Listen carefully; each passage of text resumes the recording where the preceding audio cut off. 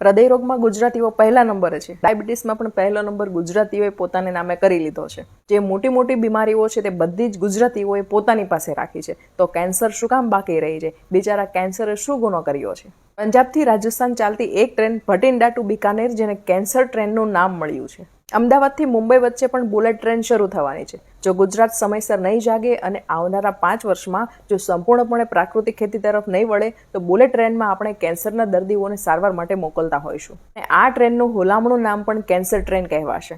થોડા વર્ષો પહેલા અમદાવાદમાં કેન્સરની એક જ હોસ્પિટલ હતી. આજે 25થી વધુ હોસ્પિટલ છે, છતાં પણ ઓછી પડે છે. આમ તો ગુજરાતે ચેતવાનો, ચોંકવાનો અને સુધારવાનો રિવાજ સાવ જ કાઢી નાખ્યો છે. ઘરે ઘરે કેન્સરના ખાટલા હોય એ દિવસો દૂર નથી. કેન્સર કોમન થઈ રહ્યું છે. ગુજરાત કેન્સર રિસર્ચ સોસાયટીમાં દરરોજ 20થી 30 કેન્સરની સર્જરી થાય છે. આખા ભારતમાં કેન્સરમાં ગુજરાત પહેલા નંબરે છે. અને હોય જ ને, કારણ કે ગુજરાતીઓને પહેલા નંબર સિવાય બીજું કંઈ ફાવતું જ નથી. કેન્સર માટે કેમિકલ વાળો ખોરાક ખૂબ જવાબદાર છે. એમ કહો ને કે આપણે અત્યારે રોજ ઝેર જ ખાઈએ છીએ. આપણી ખેતીની જમીનો અને ખેતીની પદ્ધતિઓ ઝેરીલી થઈ ગઈ છે. જંતુનાશક દવાઓ, રાસાયણિક ખાતરો અને પ્રચુર કેમિકલ્સને કારણે ખોરાકમાં ઝેર વ્યાપી રહ્યું છે. કેમિકલની મદદથી ખેડૂતો 10 થી 15 ગણો પાક લઈ રહ્યા છે. અમુક દવા તો એવી આવે છે કે શાકભાજીના કોઈ પણ છોડ પર છાંટવામાં આવે તો દર 3 દિવસે પાક મળે અને શાકભાજીનું કદ 2 થી 3 ગણું વધી જાય છે. કેમિકલના પ્રતાપે શાકભાજી અને ફ્રૂટ્સને તાજા દેખાડવા માટે કલર ચડાવવામાં આવે છે. શું આપણે હવે શાણા ગુજરાતીઓ નથી રહ્યા? કેન્સરની સામે ઝૂકવાને બદલે તેને ઝુકાવવું પડશે. એના માટે શું કરી શકાય?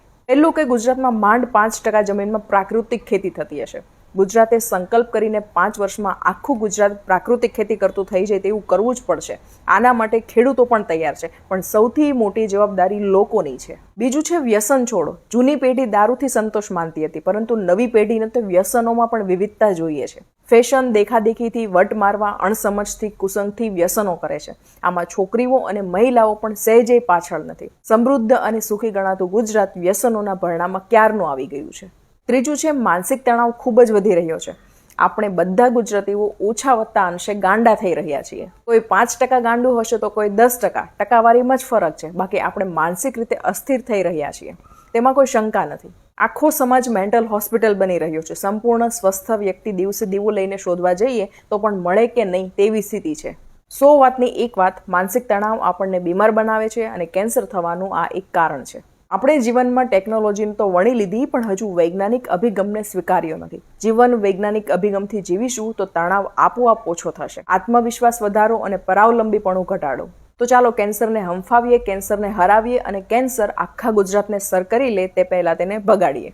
ઓછામાં ઓછા 1000 લોકો આ વિડીયો શેર કરશે તો પણ આખા ગુજરાતમાં આ વાત લોકો સુધી પહોંચતા વાર નહીં લાગે. માટે શેર કરજો.